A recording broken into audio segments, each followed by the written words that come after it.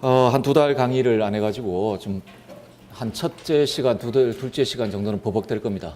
그러니까 양해를 해주시고, 원래 그 간단하게 오리엔테이션을 하는데 그 합격 설명회를 했습니다. 그 아마 뭡니까 뭐 학원 홈페이지에 들어가 보면 그 찍어놓은 게 있을 테니까 그거를 뭐 오리엔테이션으로 대체하도록 하겠습니다. 대체하도록 하고, 잘 아시겠지만 1, 2월 수업은 그 윤리사상을 수업을 하도록 하겠습니다.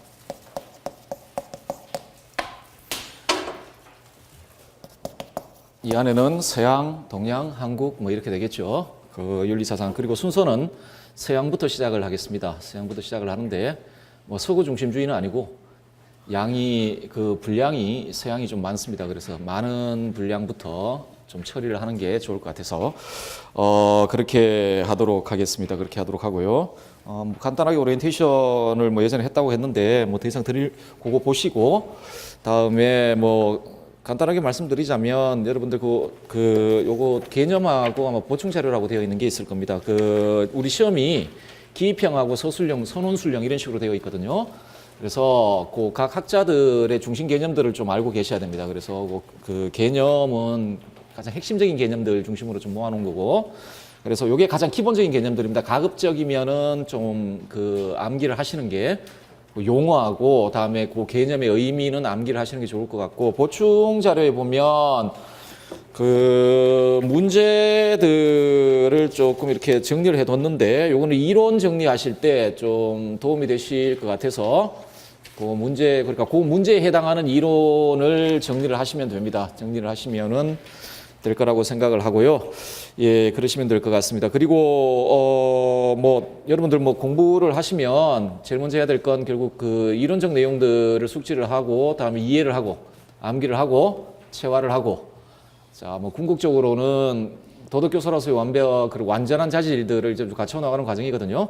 과정이라서 그 과정에서 거의 90%는 여러분들 노력으로 다 이루어져야 됩니다. 저 같은 경우는 그냥 아마 그 과정에서 그냥 정보를 드리는 수준입니다. 제가 하는 일이니까 그 공부는 여러분들이 하는 거니까 복습을 좀 잘 하시고, 그리고 이때 복습이라고 하는 건 이해와 암기입니다. 암기하지 않으면 쓰지를 못하니까 이해와 암기를 잘 하시길 바랍니다. 잘 하시고 이론들과 개념들 중심으로 잘 따라오시면은 이제 기본적인 이론 패턴들은 잘 이해를 하실 거라고 생각을 하니까 잘 따라와 주시기 바랍니다. 따라주시고 이렇게 미루어두지 마시고, 이 양이 미루면은 나중에 한도 끝도 없어요. 특히 윤리사상은 예를 들어 교과교육론도 있고 정치사회사상 파트도 있고 파트가 있을 텐데 그 파트보다 양이 많아요. 이론적인 양이 많아요.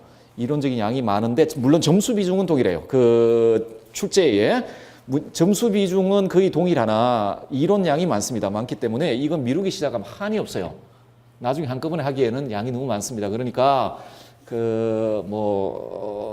강의를 따라오시든 어떤 간에 그때 다 해결하고 처리하시고, 그래야 나중에 또 이렇게 또 망각을 하게 되잖아요. 망각량도 좀 줄어들고 다시 봐야 되거든요. 어쨌든 하니까 한꺼번에 본다고 생각하시면은 나중에 벅찹니다.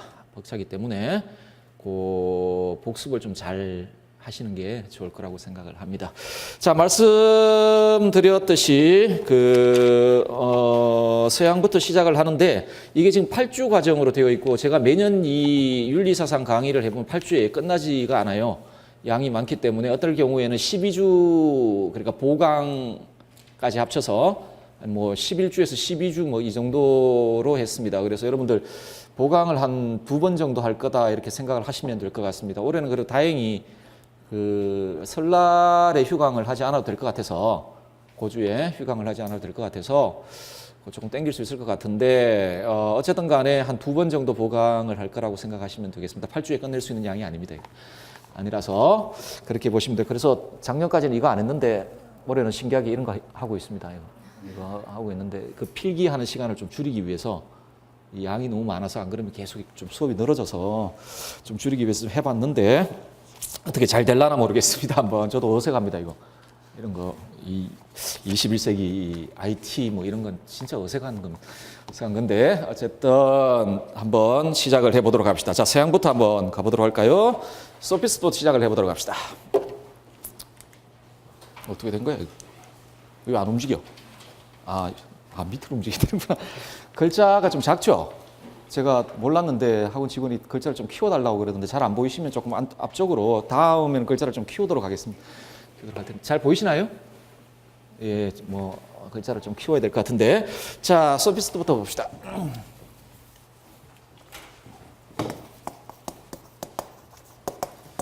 보통 보면 그 외국어로 쓸 때 보통 복수로 씁니다. 왜냐하면 이 소피스트는 학파가 아니에요.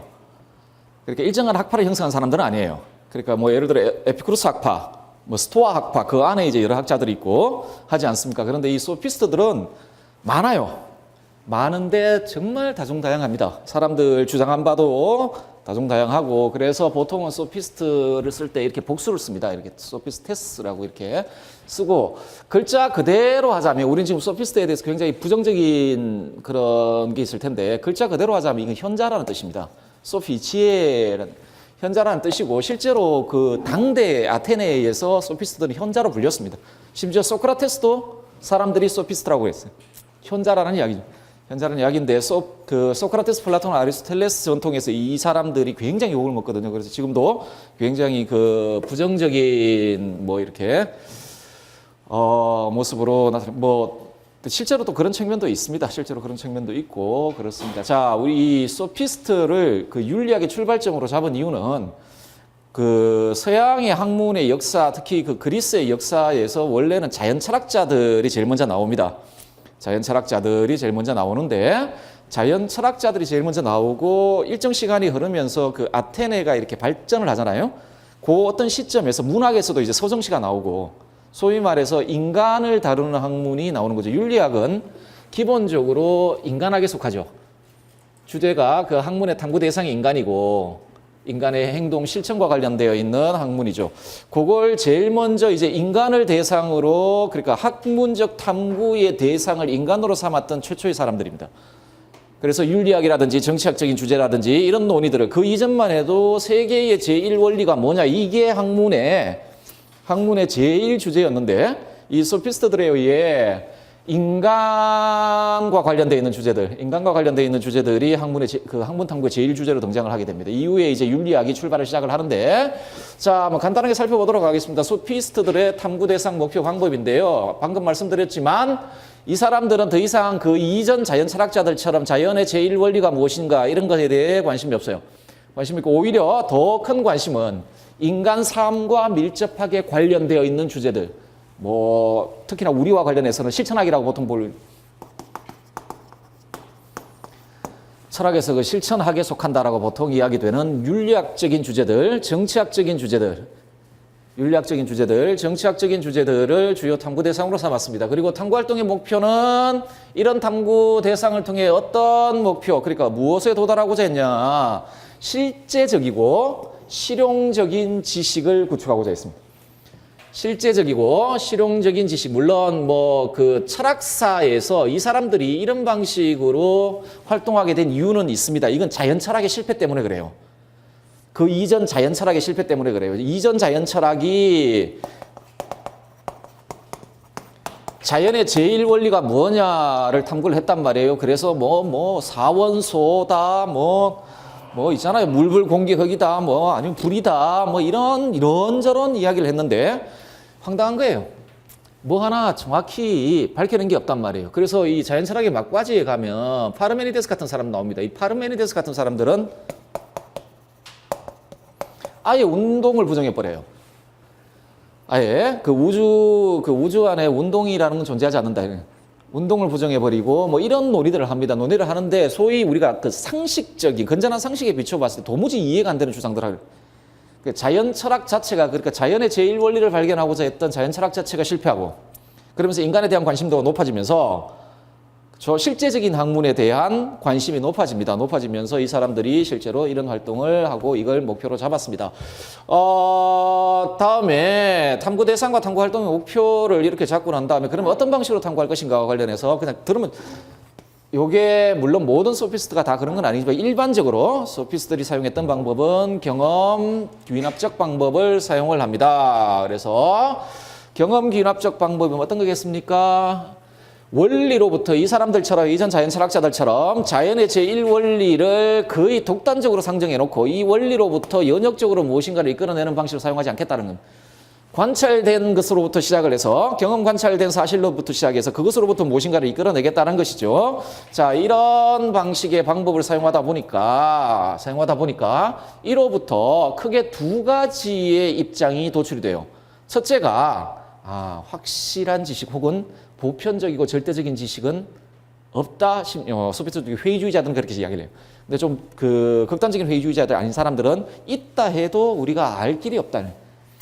알 길이 없다. 그래서 확실한 지식의 소유 불가능성을 주장을 하고, 자, 그렇다라면 경합하는 지식들이 있는 경우에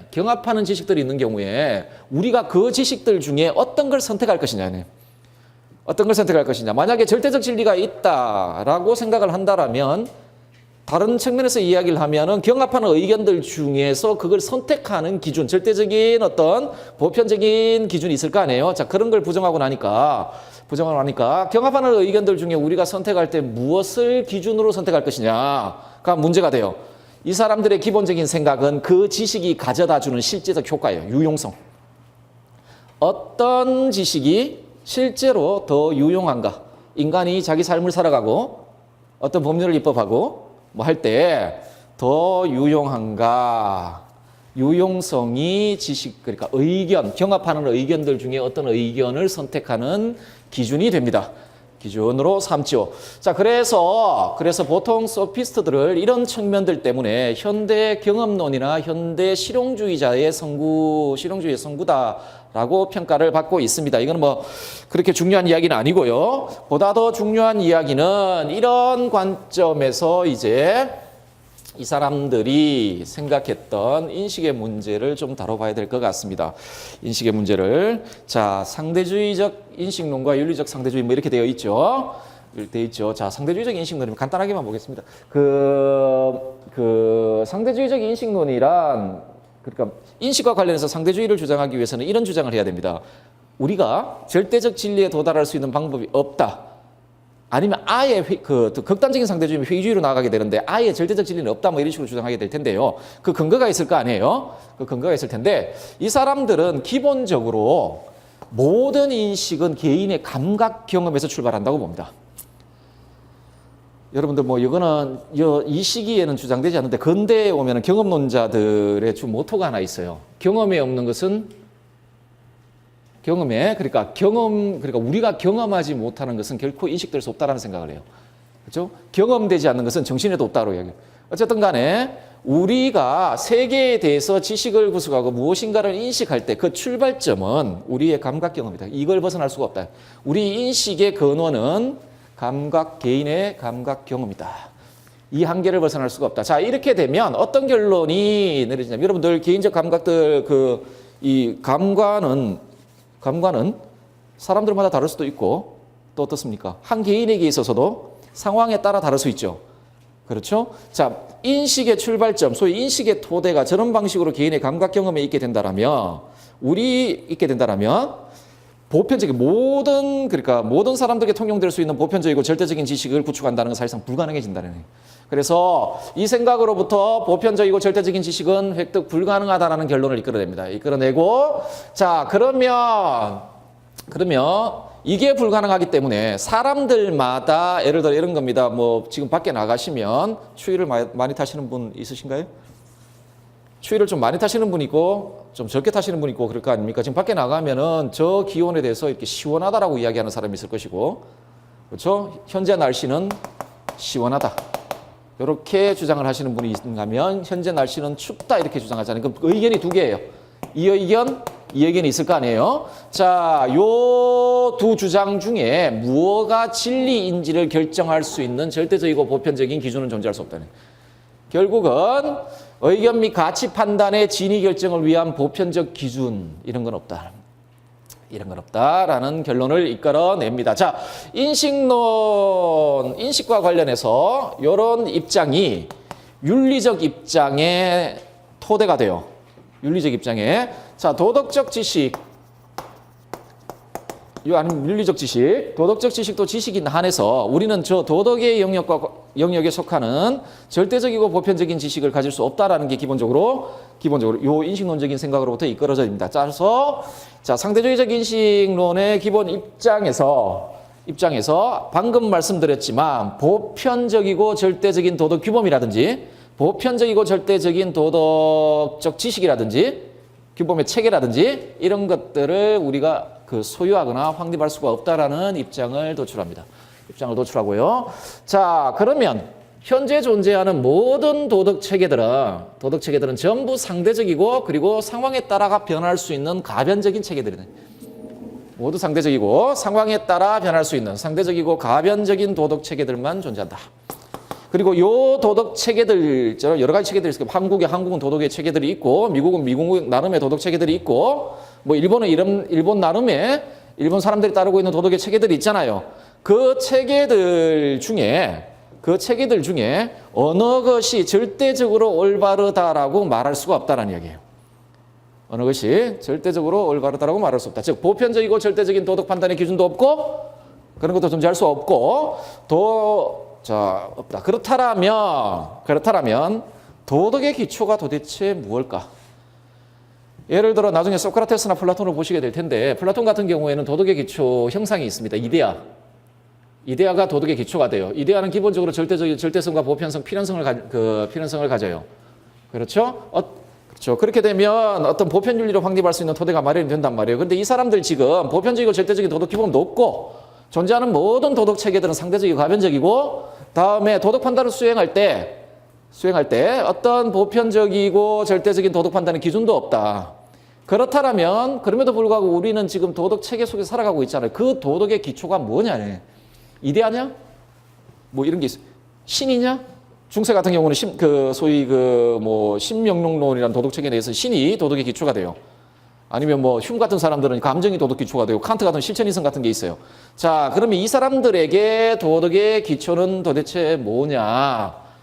개인 혹은 사회의 구체적인 상황, 그리고 그 상황에서 개인 혹은 그 개인들의 연합체인 사회가 가지고 있는 신념, 이게 도덕의 기초다.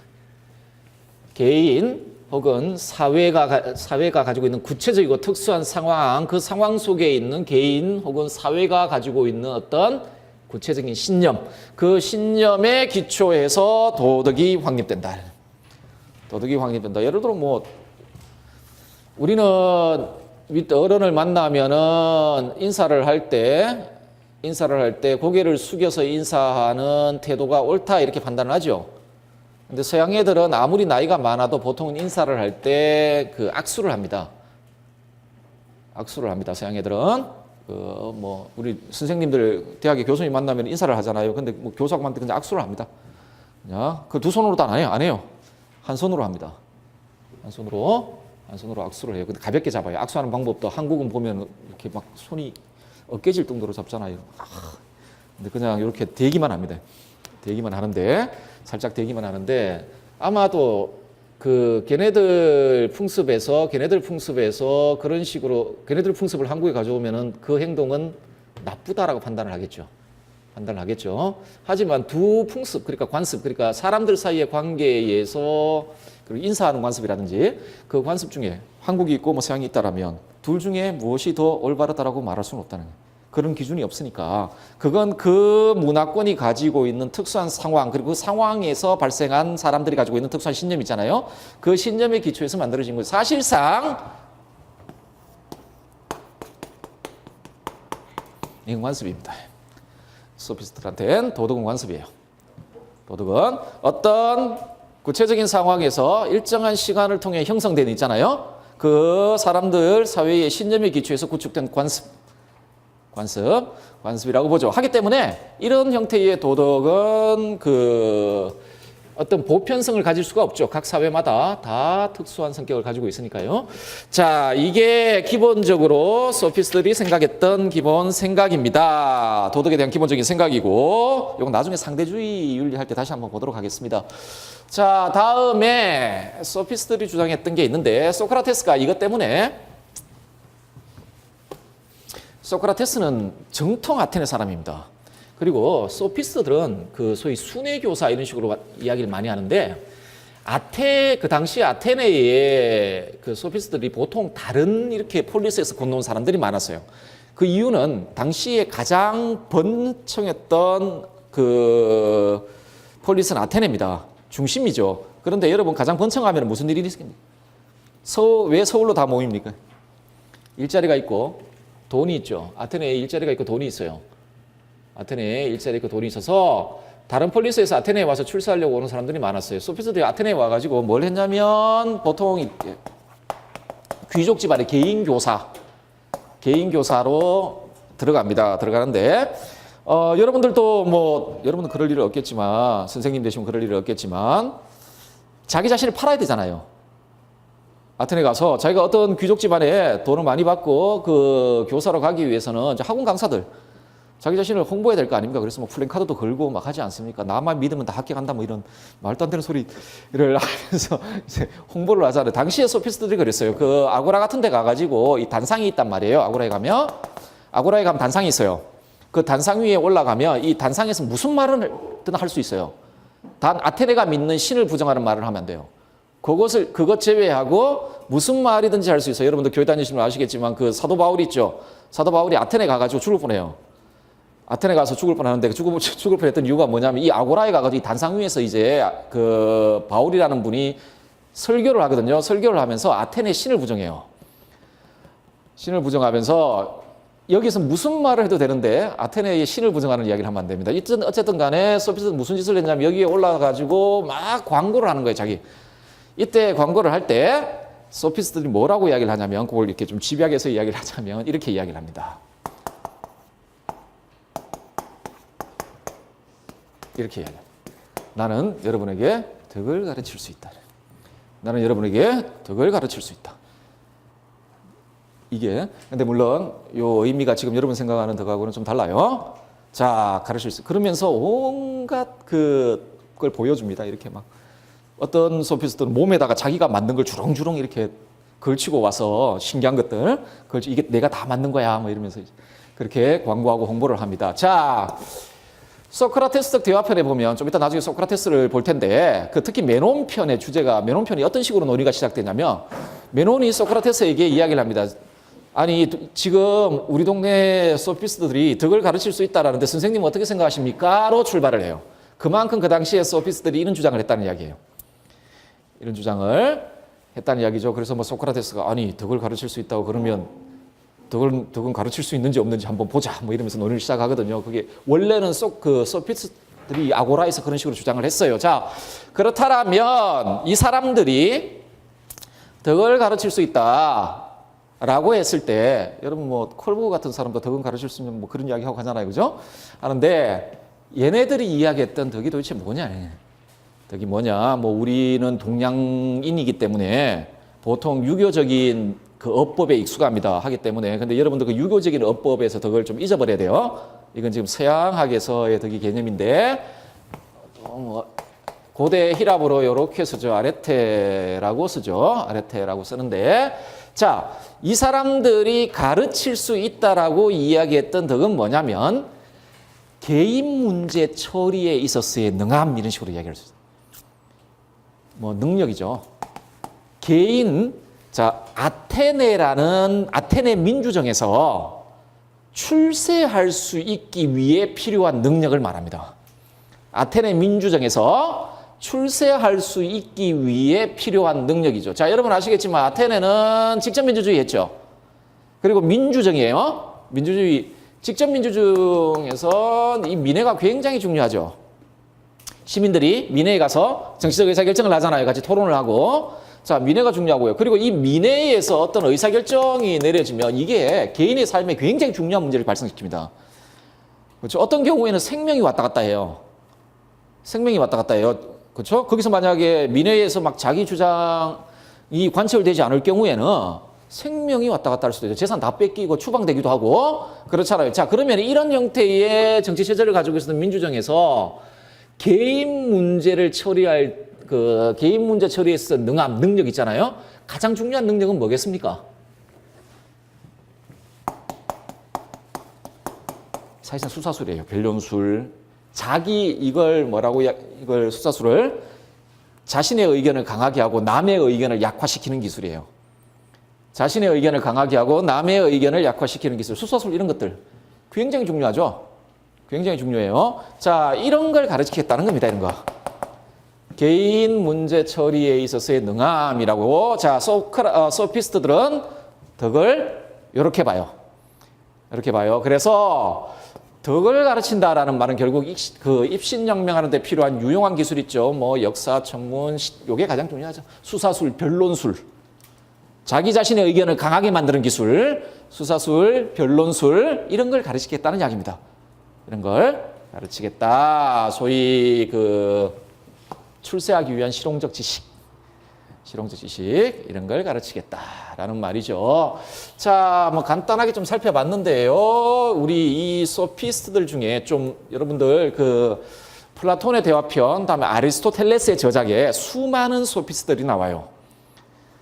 수많은 소피스트들이 나옵니다. 특히 뭐 국가편 같은 경우에 국가편 초기 1권, 2권에 아주 유명한 소피스트 한 명 나오죠.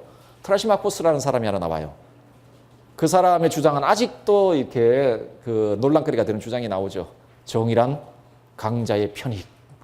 그렇죠? 정의란 강자의 편익 뭐 이런 식으로 주장을 하기도 하고 뭐 여러 유명한 소피스트들이 있습니다. 그런데 우리 윤리학과 관련해서 유의미한 소피스트를 한 명 이야기를 하자라면, 그리고 교과서에도 언급되고 있는 하자라면 프로타고라스입니다. 아까 이 아저씨입니다. 프로타고라스 아저씨거든요. 아저씨인데 여러분들 그 소피스트에 대한 너무 부정적인 생각을 좀 없애십시오. 이분은 위대한 입법가입니다. 위대한 입법가입니다. 그리스는 어떻게, 아테네가 있으면 얘네들 기본적으로 정복국가죠. 계속 정복해서 식민지 만들고 했잖아요. 그죠?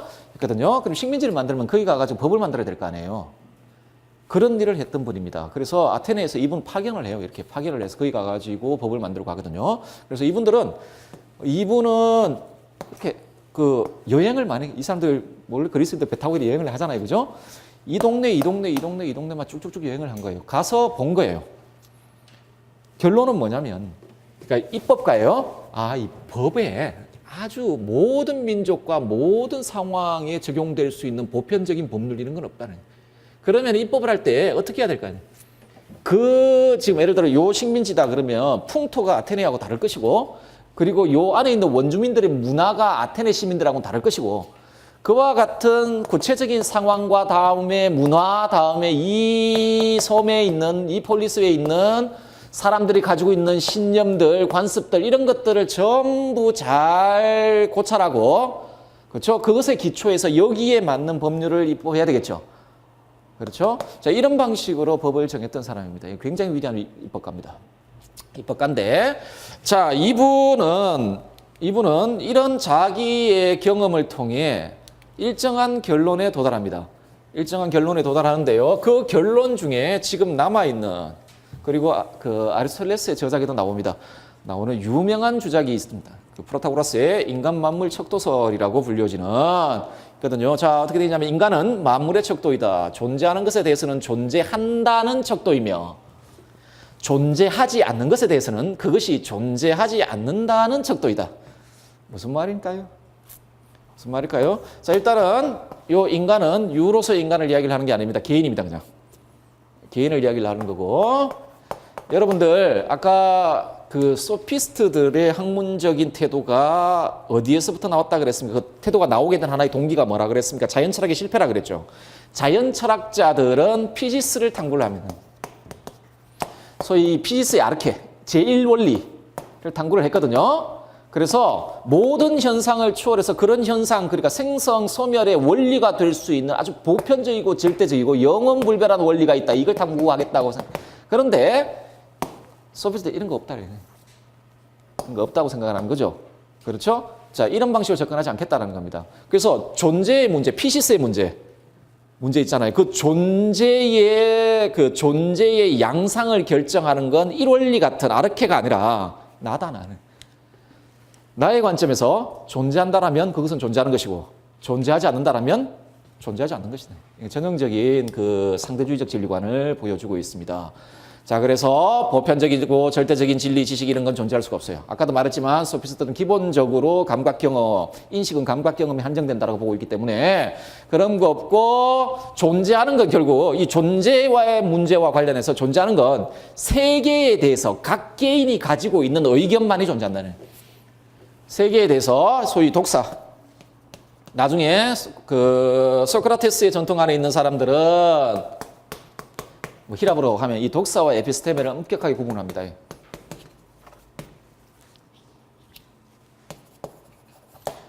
에피스테메라고 하고 독사라고 하는데 보통 요걸 이렇게 지식 이렇게 부릅니다. 그리고 요 독사라는 의견, 그러니까 의견과 지식을 엄격하게 구분을 하거든요. 소크라테스, 플라톤 뭐 이런 사람들의 관점에서 이 에피스테메는 뭐냐면 정말 절대적이고 보편적이고 영원불변한 알미예요. 알미고 의견은요. 이 사람들이 이야기했던 것처럼 가변적이고 상대적인 어떤 소견들을 이야기를 하는 거예요. 그런데 소피스트는 기본적으로 이 에피스테메는 없어요. 이런 거 있을 수가 없고 있어도 우리가 알 수가 없어요. 저런 게 있다 할지라도 알 수가 없단 말이에요. 따라서 사람들이 A는 B다 이렇게 주장하는 것들은 A는 B다 이런 방식으로 주장하는 거 어떤 절대성이나 보편성이나 영원불변성을 가질 수 있는 주장이 아니라 그 세계에 대해 각자가 가지고 있는 의견에 불과하다. 그 세계에 대해 각자가 가지고 있는 의견인데 아까 이거 한번 보세요. 존재하는 것에 대해서는 존재한다는 척도이며 존재하지 않는 것에서는 그것이 존재하지 않는다는 척도라는 거죠. 이 말은 다르게 이야기하면 각자가 A는 B다라고 뭐 어떤 사람은 A는 B다, 어떤 사람은 A는 C다, 어떤 사람은 A는 D다 이런 식으로 주장을 하잖아요. 그런 의견들만 존재하는데 그 의견을 가지고 있는 그 사람에게는 참이에요. 그 의견을 가지고 있는 그 사람에게는 참이에요. 참인데 A는 B다라는 의견을 가지고 있는 사람은 그 의견은 그 사람에게는 참이에요. 하지만 A는 C다라고 주장하는 사람에게는 참이 아니죠. 그렇죠? 그리고 A는 B다, A는 C다. 동일 대상에 대해서 지금 판단이 다른데 이 둘 중에 절대적인 참을 구분해 줄 수 있는 기준도 없어요. 그냥 이 주장을 만약 기억이 이 주장을 했다라면 이 주장은 그 기억에 있어서는 참이에요. 이 주장은 니언에 했다라면 이 주장은 니언에 있어서는 참이에요. 하지만 이 주장은 기억에 있어서 이 사람에게는 참이 아니고 이 사람은 참이 아니죠.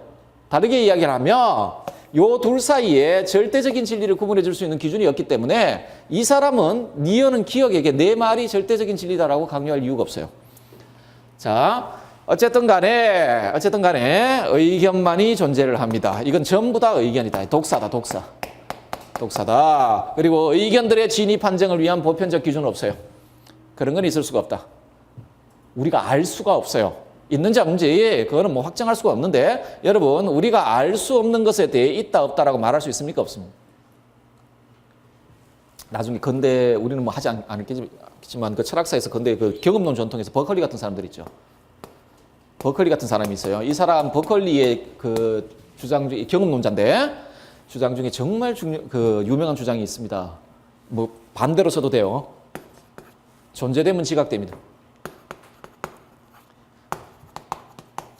반대로 써도 상관없어요. A는 B다 뭐 이렇게 치환을 가능하니까 존재됨은 지각됩니다라고 이야기를 해요. 이건 어떻게 보면은 간단한 주장이에요. 우리가 사실상 경험 지각하지 못하는 건 존재하지 않는다는 이야기예요. 우리 경험의 범위에 들어오지 않는 것은 존재하지 않는다는 이야기인데 진짜 존재하지 않을까요? 여러분들 외국 뭐 예를 들어 뭐 아프리카 아주 작은 나라 안 가보셨잖아요. 그 안에 예를 들어 섬이 하나 있다 칩시다. 그런 나라에 여러분은 거기에 대한 지각이 없어요. 여러분 정신 안에 경험을 못했으니까. 그러면 그 섬은 없을까요? 있겠죠. 자, 이 주장이 중요한 건 뭐냐면 이건 뭐 헛소리한 게 아니에요. 우리의 인식이 경험에 근거해서 소위 말해 경험을 토대로 해서만 확립될 수 있다라면 우리가 있다라고 이야기할 수 있는 것도 우리 경험 세계 안에 전부 한정될 수밖에 없다라는 거예요. 예를 들어 우리가 경험하지 못하는 건 우리 정신 안에 있을 수가 없어요. 그런데 그것에 대해 있다 없다라고 말하는 거는 말이 안 돼요. 그렇죠? 우리가 경험하지 못하는 것, 지각하지 못하는 것에 대해서 우리가 어떻게 있다라고 말할 수가 있겠어요? 있다라고 말할 수 있겠어요. 그게 인식과 존재를 결합시킨 건데 어쨌든 간에 또 마찬가지입니다. 이 사람들. 자, 그런 기준은 없다라고 이야기를 하고 있습니다. 프라타고라스가. 자, 이게 인식론이고, 자, 요 인식론의 기초에서 프라타고라스는 자신만의 윤리적 입장을 제시를 합니다. 아까도 말씀드렸지만 도덕의 기초는요, 자, 이 입장을 받아들여요. 개인 혹은 사회의 신념이 있잖아요. 어떤 특수한 상황에서 구축된 개인 혹은 사회의 신념입니다. 하기 때문에 보편적이고 절대적인 도덕 체계, 도덕 판단의 보편적 기준 이런 거 없다는. 이런 거 없다. 자, 도덕 판단, 도덕 체계. 자, 그러면 아까 말씀 도덕 판단, 도덕 체계가 있다 했잖아요. 프라타고라스는 그 위대한 입법가라고 했죠. 입법가라고 했죠. 자, 그러면 이 사람이 A라는 섬에 가가지고 법률을 만들고 B라는 섬에 가서 법률을 만들어요. 그럼 법률의 내용이 달라요. 자, 그러면 법률을 만들 때 선택지가 있을 거 아니에요. 이 나라에서는 이런 뭐 1조 1항은 뭐로 할까? 뭐 이런 선택지가 있을 거 아니에요. 이 선택지들 중에 어떤 규범 체계를 선택해야 될 거 아니에요. 그 선택할 때 기준은 실용성입니다. 그 사회와 관련해서 그 사회의 유지와 그 사회의 발전, 그렇죠? 발전과 관련해서 무엇이 더 유용하냐는. 자, 유용성 혹은 실용성은 진리하고는 상관없는 겁니다. 소위 말해 A가 참이다라고 주장하는 게 아니라 지금 A가 유용하다라고 말하는 겁니다. 그래서 그 프라타고라스는 무엇이 진리다라고 이야기할 수는 없으나 어떤 것은 어떤 것보다 더 낫다라고 말할 수가 있다는 거예요. 이때 더 낫다라고 이야기하는 건 더 유용하다는, 더 유용하다. 그래서 현대 실용주의 아버지라고 이렇게 불려지는 분입니다. 자, 요런 생각에서 소피스트들 중에 도덕과 관련해서 아주 과격한 회의주의자들이 있어요. 아예 규범 체계를 부정해버리고 따라서 사회의 규범 체계를 따를 필요가 없다라고 주장하는 소피스트들도 있어요. 그런데 프라타고라스는 그렇게까지 주장하진 않아요. 그래서 이분의 윤리적 입장을 보통 사회적 상태주의가 왜 뭐죠? 사회적 상대주의라고 보통 부릅니다. 사회적 상대주의라고 보통 부르는데 이거 뭐 다르게 이야기하면 자신이 속해 있는 사회 관습에 대한 건전한 존중을 주장을 합니다. 자, 우리 그러면 이분 아까 인식론을 다시 한번 생각을 해봅시다. A는 B다, A는 C다. 자, 김 씨가 주장했고 이 씨가 이렇게 주장을 했단 말이죠. 요 둘 중에 어느 것이 절대적인 진리다라고는 말할 수 없다고 했죠. 자, 근데 또 뭐라 그랬습니까? 요 주장은 이 주장을 한 사람에게는 참이다. 그리고 이 주장을 한 사람에게는 참이다라고 말했죠. 자, 이걸 도덕 체계로 바꿔봅시다. 김 씨 나라의 도덕 체계가 A고 이 씨 나라의 도덕 체계가 B다라고 쳐요. 그러면 그리고 이 도덕 체계들은 그 나라나 그 사회나 그 문화권의 특수성에 기반해서 일정한 시간을 거쳐 확립된 관습의 성격들을 가지고 있어요. 하기 때문에 김씨 나라의 관습을 이씨 나라에 적용할 수는 없어요. 이씨 나라의 관습을 김씨 나라에 적용할 수는 없어요. 하지만 적어도 김씨 나라의 관습은 그 사회나 그 나라에 속한 사람에게 있어서는 그 사람들 있잖아요. 그 사회 구성체, 사회 공동체 내의 구성원들에게 있어서는 참인 것처럼 받아들여야 돼요. 이시 나라의 관습도 그 나라를 구성하는 구성원들은 그 관습을 마치 참인 것처럼 받아들여야 한다. 왜요? 자, 관습은 그냥 생기는 게 아니에요. 프라타고라스의 관점. 아까 도덕의 기초는 뭐라 그랬습니까? 신념이라 그랬죠. 그 신념은 왜 생겼겠어요? 어떤 구체적인 상황에서 그리고 단번에 생긴 게 아니에요. 일정한 역사적인 과정을 거치면서 생겼어요. 생기고 그러면 그 과정에서 수많은 관습들이 있을 거 아니에요. 수많은 그 행동의 그 규칙들이 있었을 거 아니에요. 그러면 어떤 건 사라져버리고 어떤 건 살아남았을 거 아니에요.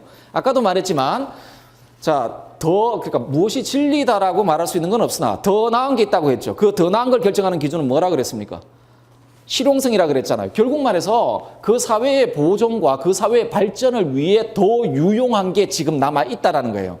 하기 때문에 우리는 그 관습을 따름으로써 우리 삶을 더 유용하게 만들 수가 있다는 거예요. 왜? 그건 이미 유용한 거니까. 그래서 존중 이유는 사회관습의 개인적, 사회적 실용성 때문에 그렇습니다. 실용성 때문에 그렇고, 자, 그러면 윤리적 삶이란 어떤 삶이겠습니까? 각자가 속한 사회와 국가에서 요구하는 방식, 그 방식을 체화해서 그것을 따라 살아가는 삶이 프로타고라스 같은 입장에서는 윤리적 삶의 모습이라고 생각할 수 있겠습니다. 자, 이게 기본적으로 프로타고라스의 기본 생각입니다. 생각이고, 자, 그 한 명 더 봅시다. 이건 참고로 봅시다. 고르기아스. 이건 너무너무 유명한 주장이라서 한번 볼게요. 자, 이거는 회의주의라고 이야기를 했죠. 그 인식론과 관련해서 그 소피스트들의 인식론을 가장 잘 보여주고 있는 명제입니다. 명제인데요. 자, 한번 볼까요? 아무것도 존재하지 않는다. 아무것도 존재하지 않는다. 만일 어떤 것이 존재한다 할지라도 우리들은 그것을 알 수 없다.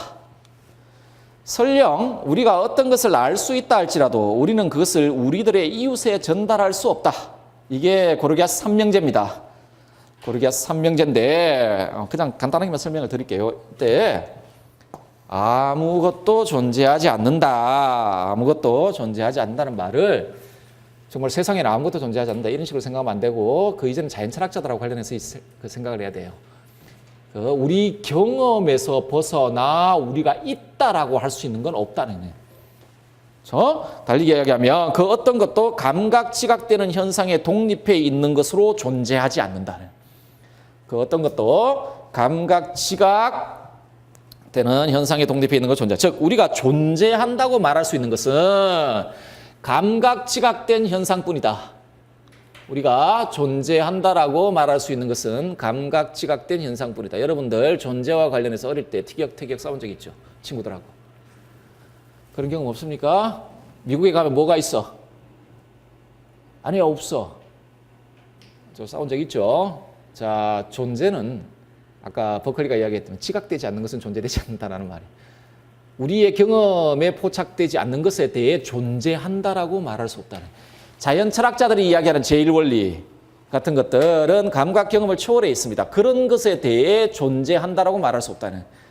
그런 것에 대해 제1원리 같은 거 아르케 이런 거 제1원리 뭐 현상세계를 초월해 있는 그 현상세계 생성소멸을 이끌어 나가는 어떤 초월적 원리 이런 거 있잖아요. 감각 경험에 의해 포착되지 않는 특히 뭐 그 이후에 나오면 피타고라스 같은 사람들 수개념이라든지 이런 것들 오직 그 누스에 의해서 이성에 의해서 포착되는 뭐 그런 것들이 있는데 어쨌든 간에 그런 것들 있잖아요. 그런 것들에 대해 있다라고 말할 수 없다라는 말입니다. 전형적으로 우리 인식을 감각 경험으로 제한하는 겁니다. 그리고 존재 세계도 그 경험된 세계로 제한하는 거예요. 존재 세계도. 자, 만일 어떤 것이 존재한다 치자. 자, 아르케 같은 제일 원리가 있다 치자. 니네들 자연 철학자들이 이야기하는 것처럼 있다 치자. 그거 있어도 우리는 그것을 알 수가 없다. 왜? 우리 인식의 능력이 감각 경험으로 제한되어 있기 때문에 그 경험을 초월하는 존재자들에 대해서 우리가 뭐라 알 수가 없다. 자, 알 수 없는 것에 대해서 존재한다라고 말할 수도 없어요.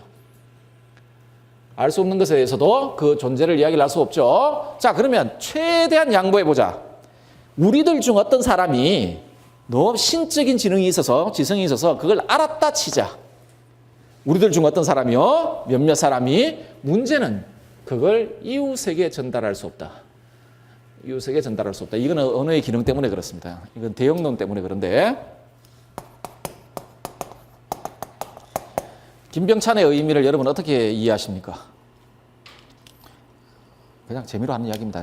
중요한 이야기 아니에요. 김병찬의 의미를 어떻게 하십니까? 김병찬의 의미는 김병찬 때문에 압니다. 요거는 경험사, 이렇게 여러분들이 지각하고 있는 경험 그 지각 사태고, 요거는 기호입니다. 언어, 개념이에요. 거든요. 이것의 의미거든요. 사실 말해서 이렇게 생각하는 겁니다. 어떤 개념이 있다라면 그 개념에 대응하는 사태가 있어야 된다. 그리고 그 개념에 대응하는 사태, 그러니까 대부분의 사람들은 그 사태는 전부 다 그 경험된 사태들이잖아요. 하기 때문에 언어는 그 경험된 사태들에 대응해서 형성되는 겁니다. 그런데 우리들 중 몇몇이 그 경험을 초월해 있는 어떤 것을 발견했다 치자. 쳐도 그걸 지시할 수 있는 언어를 가질 수가 없어요. 하기 때문에 우리 이웃에게, 그러니까 이런 언어 체계 속에 살고 있는 이웃에게 언어로 전달할 수가 없어요. 언어로 전달할 수가 없어요. 여러분, 그 노자께서 아니면 장자께서 돈은 알 수 있으나 전달할 그 말할 수 없고 이런 이야기를 하죠. 그 왜 말을 할 수 없습니까? 음표가 안 돼요. 왜 음표가 안 됩니까? 우리의 좁은 인식의 틀을 초월해 있죠. 그 감각 경험을 초월해 있잖아요. 하기 때문에 일상적 언어로 지칭이 안 돼요. 하기 때문에 전달이 안 돼요. 그 체험의 경지에 도달해야 되는 거죠. 자, 어쨌든 간에 이렇게 이야기를 합니다. 그 상대주의적 인식론, 극단적인 회의주의적 인식론의 전형적인 모습을 보여주는 게 고르게였습니다. 이게 삼명제 고르게에서 삼명제라고 보통 불려집니다. 자, 이 정도로 합시다. 소피스트는.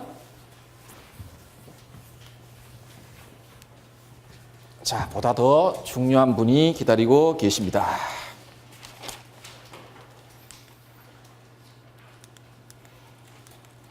이분이 기다리고 계십니다. 이 소크라테스라는 분입니다.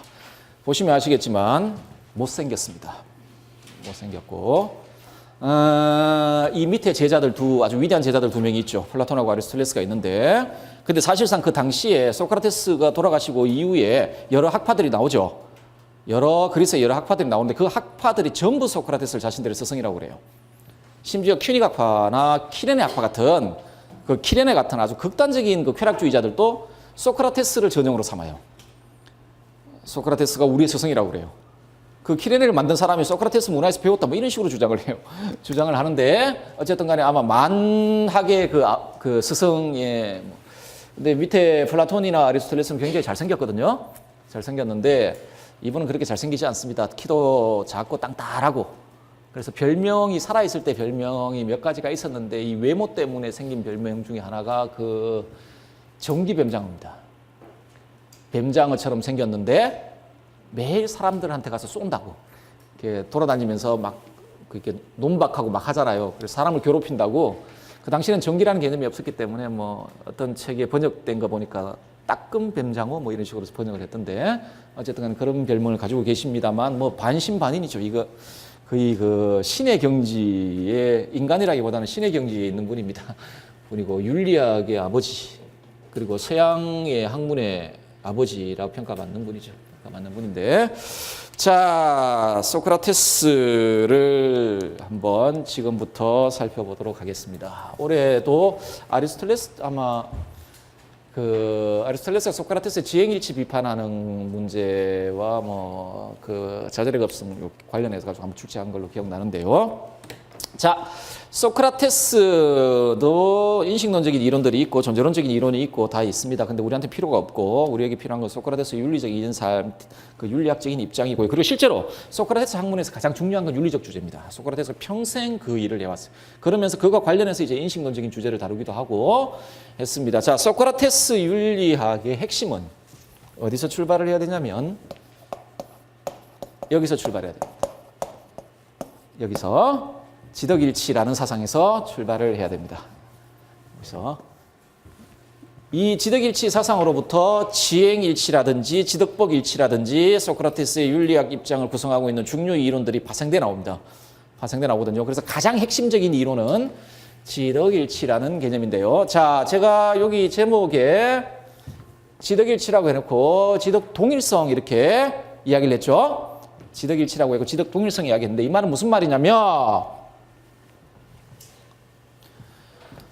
지식을 알파라고 이걸 베타라고 해서 본질적으로 두 개는 다르나 어떤 노력을 통해 이걸 합치시켜야 된다라는 말이 아니에요. 지덕일치는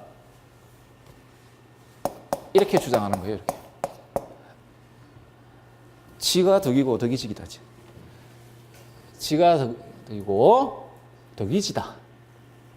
지가 자 보통 이걸 주장하는 게 같은 개념이라는 거예요. 용어만 다를 뿐이라는 이야기예요. 용어만 다를 뿐 같은 개념이라는 이야기죠. 이걸 덕을 아레테 이렇게 부르고 이 지식을 아까 말씀드렸죠. 독사와 이렇게 구분해서 에피스테메라고 부른다고 했잖아요. 소크라테스의 대화편에 유명한 주장이 나오죠. 아레테는 에피스테메다. 지식은 그러니까 덕은 지식이다. 이 말은 본질상 동일하다라는 말입니다. 같은 개념이다라는 이야기입니다. 자, 무슨 말인지 아시겠죠? 자, 요걸 그러면 이걸 입증해 줘야 된단 말이죠. 여러분들 지금 우리 동양문화권에서 어법, 덕에 대한 어법은 좀 잊어버리세요. 우리는 그 유교적인 어법을 사용하고 있기 때문에 얘네들이 사용하는 덕에 대한 기본적인 생각하고는 달라요. 자, 어쨌든 간에 이 아레테 개념하고 이 동양 유교 그 문화권에 사용되고 있는 덕이라는 개념은 달라요. 다른 개념이에요. 다른 개념이기 때문에 자, 잊어버리고. 자, 그럼 이걸 입증해 줘야 될 거 아니에요? 일단은요. 요걸 입증하는 논리가 가장 잘 나타나 있는 대화편이 메논편입니다. 메논편이거든요. 그 메논편에 메논이라는 애하고 소크라테스가 대화를 한 대화편이에요. 메논편에 지금 제가 길게 아마 제 책에 인용을 했을 텐데 메논편에서 이 지덕일치 논리를 한번 일단은 정리를 하고 넘어가 보도록 합시다. 아까 말씀드렸지만 메논편의 대화는 이렇게 시작을 합니다. 선생님, 소피스트들이 덕은 가르칠 수 있다라고 이야기를 하는데 정말 덕을 가르칠 수 있습니까? 라고 시작을 해요. 시작을 그렇게 메논이 물어요. 메논이 이렇게 묻는단 말이죠.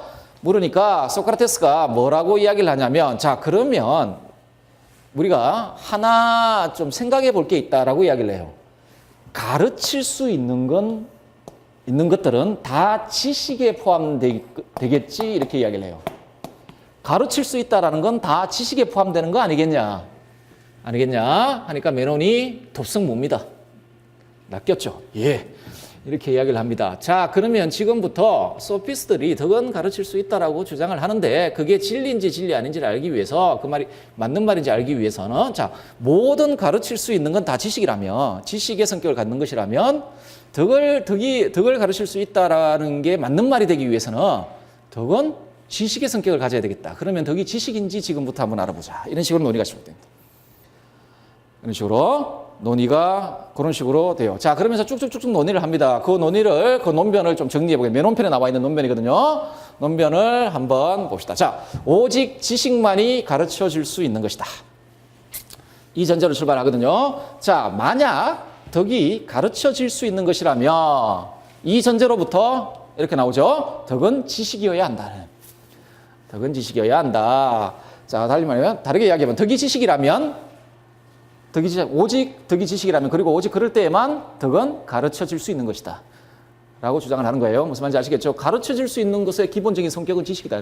근데 덕을 가르칠 수 있다라고 주장하기 위해서는 덕이 지식이어야 한다는 지식이어야 한다. 자, 그렇다면 과연 덕은 지식일까? 라고 물어봐요. 자, 그래서 요 물음에 대한 답을 하기 시작을 합니다. 어떻게 하면 자, 일단 이 전제에서 출발합니다. 덕은 좋은 것이다. 아레테는 좋은 것이다. 여러분, 덕 좋은 거 아닙니까? 이는 좋습니까? 좋지 않습니까? 막 예를 동양문화권에서 이야기하는 이 너희 예지 좋은 겁니까? 좋은 거 아닙니까? 그 사람을 좋은 사람으로 만드는 겁니까? 아닙니까? 덕이란 어떤 경우도 그 사람을 악하게 만들지 않죠. 그럼 그건 덕이 아니에요. 덕이란 어떤 경우에도 그 사람을 좋은 사람으로 만들어주잖아요. 덕 때문에 그 사람이 나쁜 사람이 될 수는 없는 거 아니에요. 그거는 그 개념상 맞지가 않잖아요. 예를 들어 우리가 그 맹자님의 사덕을 우리가 갖추고 있다고 칩시다. 그 사덕이 우리를 해치거나 우리를 나쁜 사람으로 만든다면 그게 덕입니까? 덕이 아니죠. 자, 이 전제에서 출발합니다. 덕은 좋은 것이다. 덕은 좋은 것이다. 자, 이래 놓고 자, 모든 좋은 것은 유익하죠. 우리에게 유익한 거 아니에요. 모든 좋은 것은 유익한 것이다. 자, 따라서 덕은 유익하다. 덕은 유익한 것이다. 자, 사람들이 소유한 것들은 사람들이 소유하고 있는 대부분의 것들은 경우에 따라 유익하기도 하고 해가 되기도 한다는. 경우에 따라 유익하기도 하고 요번에 그 무슨 청문회인가 보니까 그 나온 사람 중에 우시성을 가지고 있는 분이 있던데 우시성을 가지고 이분이 제 고향은 대구인데 그 근처에 영주라는 데가 있는데 영주 천재라고 불려지는 애입니다. 영주 천재라고 불려지는 애입니다. 17살이죠. 만으로 17살에 서울대 법대를 들어가 20살에 그 사실을 통과해요. 그러니까 거의 천재죠. 천재인데 자, 이분 어떤 그 소위 말 아주 탁월한 지능, 그러니까 지능을 가지고 있으나 그걸 잘못 활용했죠. 자, 어떤 것은 사람들이 소유하는 것들 중에 유익하기도 하고 해가 되기도 하죠. 예를 들어 돈. 잘 쓰면 유익하기도 하겠으나 어떤 것도 해가 되기도 하죠. 잘못 쓰면 해가 되겠죠. 건강도 마찬가지죠. 그렇죠? 그 남자애들 그러니까 부모가 그 남자 밑에 그 아들 있다면 그 아들 중에 상당히 좋지 않은 케이스가 그 신체 건강하면서 싸움질하고 다니는 아들. 골치 아픈데 돈도 많이 물어줘야 되고, 그렇죠? 건강은 그 자체로 좋은 건 아니죠. 돈도 그 자체로 좋은 건 아니죠. 잘못 쓰면 해가 되죠. 그렇죠? 잘못 쓰면 해가 돼요. 자, 그러면 이처럼 유익하기도 하고 경우에 따라 해가 되는 것은 덕이 아니에요. 왜냐하면 요 앞에 전제에서도 보셨지만 덕은 어떤 경우에도 우리를 좋게 만들어주는 거예요. 덕 때문에 우리가 해를 봐서는 안 돼요. 그러면 덕이 아니에요.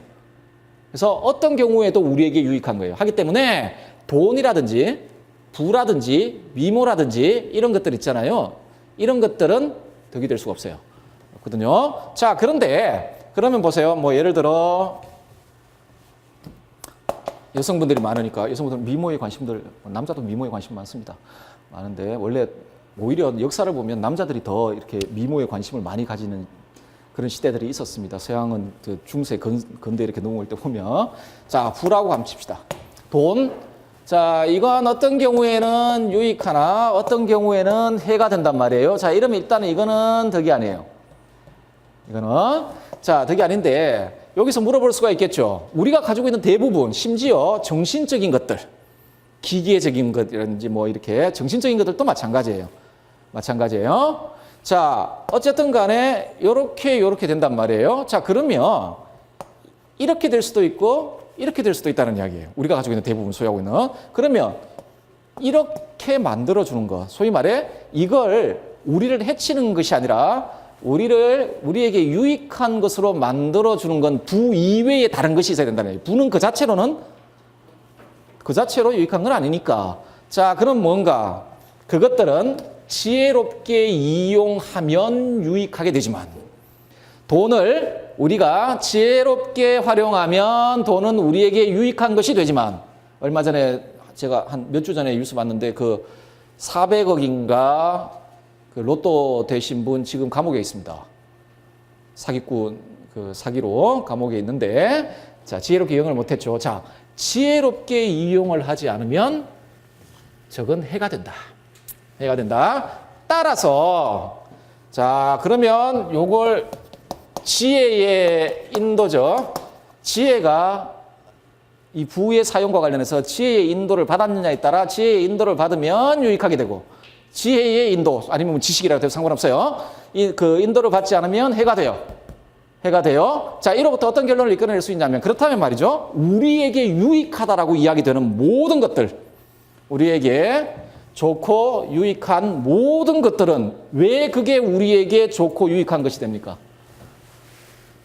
지혜의 인도를 받고 있기 때문에 그러면. 지식의 인도를 받고 있기 때문에 우리에게 좋고 유익한 것이 되죠. 자, 좋고 유익한 모든 것은 지식 혹은 지혜에 따라 그걸 바르게 사용하기 때문에 그렇게 된 겁니다. 여러분들 합격을 하시고 이제 선생님이라는 타이틀, 소위 말해 직업을 갖게 되잖아요. 그 직업 그 자체가 여러분들을 좋은 사람으로 만드는 건 아니죠. 교사 중에 나쁜 사람들 있잖아요. 교사 중에 나쁜 사람들 있죠. 교사라는 그 직업을 가졌다고 해서 그 사람들이 전부 다 좋은 사람이 되는 건 아니잖아요.